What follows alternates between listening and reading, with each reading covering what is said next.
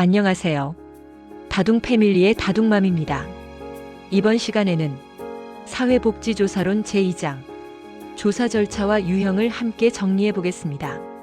1장은 사회복지조사가 무엇인지 개념을 잡았다면 2장은 실제로 조사를 어떻게 진행하는지 그리고 어떤 종류의 조사가 있는지를 체계적으로 정리하는 단원입니다. 시험에서도 연구 절차의 순서, 조사 유형의 구분, 분석 단위의 오류 같은 부분이 자주 출제되는 영역이에요. 오늘 강의는 크게 세 부분으로 나누어서 설명하겠습니다. 첫째, 사회조사의 일반적인 절차. 둘째, 조사 목적과 시간에 따른 조사 유형. 셋째, 분석 단위와 분석 단위의 오류입니다. 노트 준비해 두시고 키워드 위주로 같이 잡아볼게요. 1. 사회조사의 절차. 먼저 사회조사를 할 때 어떤 순서로 진행되는지 전체 흐름부터 보겠습니다. 사회조사의 일반적인 절차는 보통 다음과 같이 정리합니다. 조사 문제 선정, 조사 문제의 구체화, 선행 연구와 문헌 고찰, 가설 설정, 조사 설계, 자료 수집, 자료 처리와 분석, 해석과 보고서 작성. 이 중에서 질적 연구는 가설을 미리 세우지 않고 출발하는 경우가 많기 때문에 가설 설정 단계가 생략되기도 합니다. 이제 각 단계가 의미하는 바를 간단히 짚어볼게요. 첫째, 조사 문제 선정입니다. 현장에서 느끼는 궁금증, 정책적으로 중요한 쟁점, 실천에서 반복적으로 나타나는 어려움 중에서 조사를 통해 체계적으로 알아보고 싶은 주제를 고르는 단계입니다. 둘째, 조사 문제의 구체화입니다. 막연한 관심을 연구 가능한 수준으로 구체적인 질문으로 바꾸는 작업입니다. 예를 들어, 청소년 문제가 아니라 지역 X의 중학생을 대상으로 스마트폰 사용 시간과 수면 시간의 관계를 알고 싶다. 처럼 범위를 좁혀줍니다. 셋째, 선행 연구와 문헌 고찰입니다. 이미 어떤 연구들이 있었는지 찾아보고 그 결과와 한계를 정리하는 단계입니다. 이 과정을 통해 중복 연구를 피하고 내 연구가 어떤 점에서 새로운지 방향을 잡을 수 있습니다. 넷째, 가설 설정입니다. 양적 연구에서는 변수들 사이의 관계에 대한 예상 답을 미리 세워두는 경우가 많습니다. 예를 들어, 사회적 지지가 높을수록 우울 수준은 낮을 것이다. 와 같은 진술이 가설입니다. 다섯째, 조사 설계 단계입니다. 어떤 대상을, 어떤 방법으로, 어떤 일정 속에서 조사할지 구체적인 계획을 세우는 단계입니다. 조사 설계 단계에서 해야 하는 구체적인 작업은 조금 후에 따로 정리하겠습니다. 여섯째, 자료 수집입니다. 설문조사, 면접조사, 관찰, 공식 통계 자료 수집 등 설계한 방법에 따라 실제 데이터를 모으는 단계입니다. 일곱째, 자료 처리와 분석입니다. 수집된 자료를 코딩하고 컴퓨터에 입력하고 통계 분석이나 내용 분석을 통해 결과를 정리하는 단계입니다. 마지막으로 해석과 보고서 작성입니다. 분석 결과가 의미하는 바를 연구 문제와 연결해서 해석하고 정책이나 실천에 어떤 시사점이 있는지 정리해서 보고서나 논문, 발표 자료의 형태로 정리합니다. 이 순서를 시험에서는 빈칸이나 배열 문제로 자주 묻기 때문에 문제 선정, 문헌 고찰, 가설 설계, 수집, 처리, 분석, 해석, 보고 이 흐름을 통으로 외워두면 좋습니다. 조사 설계 단계에서 해야 할 작업들. 이제 조사 설계 단계에서 구체적으로 무엇을 결정해야 하는지 정리해 보겠습니다. 첫째, 조사 대상과 표집 방법입니다. 연구의 모집단이 누구인지, 모집단에서 어떤 방법으로 표본을 뽑을 것인지, 필요한 표본의 크기는 어느 정도인지, 단순 무작 위표집, 층화 표집, 군지 표집 등 어떤 표집 방법이 적절한지 결정합니다. 둘째, 조사 설계의 유형과 자료 수집 방법입니다.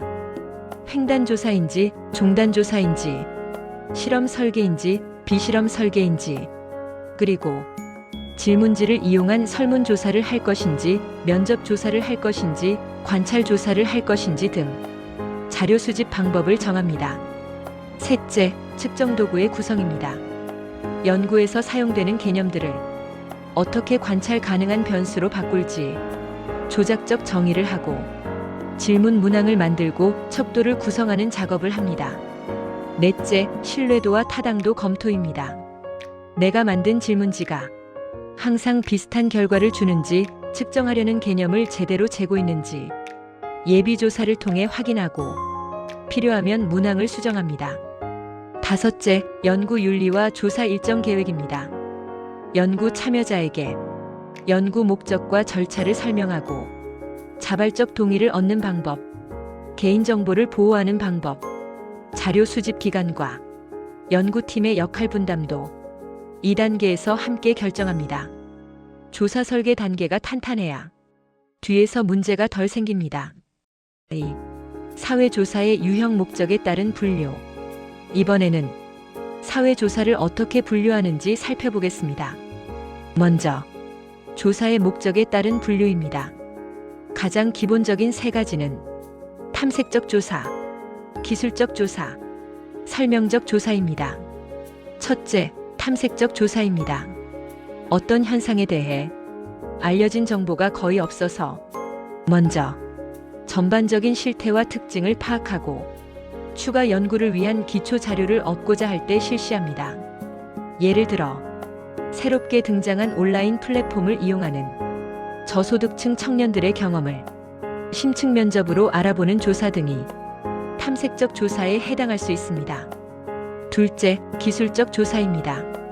현상이 얼마나 자주, 어떤 형태로, 어떤 분포를 보이는지, 즉 실태와 특성을 숫자나 표, 그래프로 묘사하는 데 초점을 둔 조사입니다. 예를 들어 한 지역의 독거노인 수, 소득 수준, 이용하고 있는 복지 서비스 유형을 비율과 평균으로 제시하는 조사가 기술적 조사입니다. 셋째, 설명적 조사입니다. 단순히 어떤 현상이 있다 해서 그치지 않고 변수들 사이의 관계나 원인과 결과를 밝히는 것을 목표로 합니다. 예를 들어 사회적 지지가 우울에 미치는 영향을 파악하거나 프로그램 참여가 자아존중감 향상에 효과가 있는지 검증하는 조사가 설명적 조사입니다. 정리하면 탐색은 어떤 것일까? 를 알아보는 조사, 기술은 얼마나 어떻게? 를 파악하는 조사, 설명은 왜 그런가? 를 밝히는 조사입니다. 시간적 차원에 따른 조사 유형. 다음은 시간적 차원에 따른 분류입니다. 대표적인 것은 횡단조사와 종단조사입니다. 첫째, 횡단조사입니다. 특정 시점에 여러 대상자를 한 번만 조사해서 그 시점의 상태를 파악하는 방법입니다. 대부분의 설문조사가 이 형태에 해당합니다. 빠르고 비용이 적게 들지만 시간의 흐름에 따른 변화를 직접적으로 볼 수 없다는 한계가 있습니다. 둘째, 종단조사입니다. 같은 현상을 시간의 흐름에 따라 반복적으로 조사하는 방법입니다. 종단조사는 다시 세 가지로 나눌 수 있습니다. 경향조사, 동년배조사, 패널조사입니다. 경향조사는 각 시점마다 서로 다른 표본을 뽑되 같은 모집단의 경향 변화를 보는 방법입니다. 예를 들어 매년 전국 성인 1,000명을 대상으로 복지 태도를 조사하는 경우입니다. 동년배 조사는 같은 시기에 태어난 집단을 추적하는 방법입니다. 예를 들어 2000년생을 대상으로 10년마다 한 번씩 조사하는 경우입니다. 패널 조사는 동일한 대상자를 여러 시점에 반복적으로 조사하는 방법입니다. 변화의 방향을 가장 정확하게 볼 수 있지만 탈락 관리와 비용 부담이 크다는 단점이 있습니다. 자료원과 환경에 따른 분류 간단 정리. 조사 유형은 자료원과 연구 환경에 따라서도 분류할 수 있습니다. 자료원에 따른 분류에서는 새로운 데이터를 직접 수집하는 1차 자료 조사와 통계청 자료, 행정자료, 기존 연구 데이터를 활용하는 2차 자료 조사로 나눌 수 있습니다.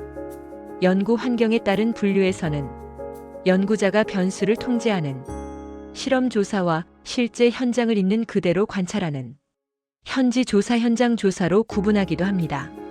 사회복지조사에서는 현장 조사와 설문조사가 가장 많이 사용되지만 프로그램 효과를 명확히 보기 위해 실험 설계나 준실험 설계를 사용하는 경우도 있습니다. 3. 분석 단위. 이제 조사에서 자주 헷갈리는 개념인 분석 단위를 살펴보겠습니다. 분석 단위란 연구에서 누구를 무엇을 대상으로 정보를 수집하고 결론을 내리는지 그 기준이 되는 단위를 말합니다. 사회복지조사에서 대표적인 분석 단위는 다음과 같습니다.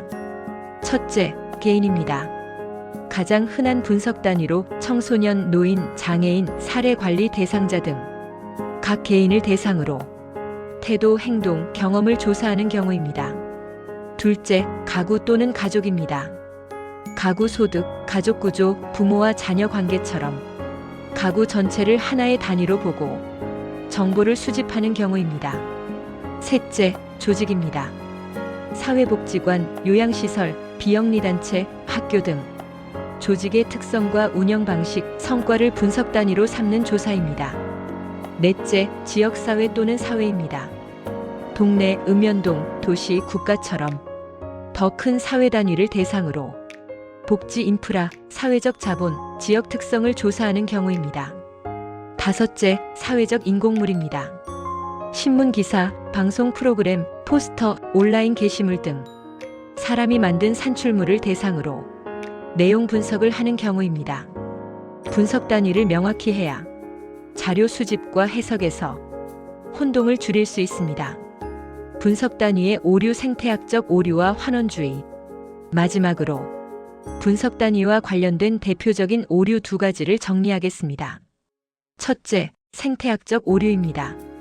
집단 단위로 얻은 자료를 가지고 개인에 대해 잘못된 결론을 내리는 오류입니다.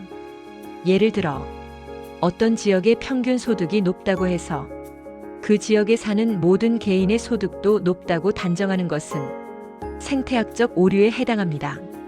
둘째, 환원주의입니다.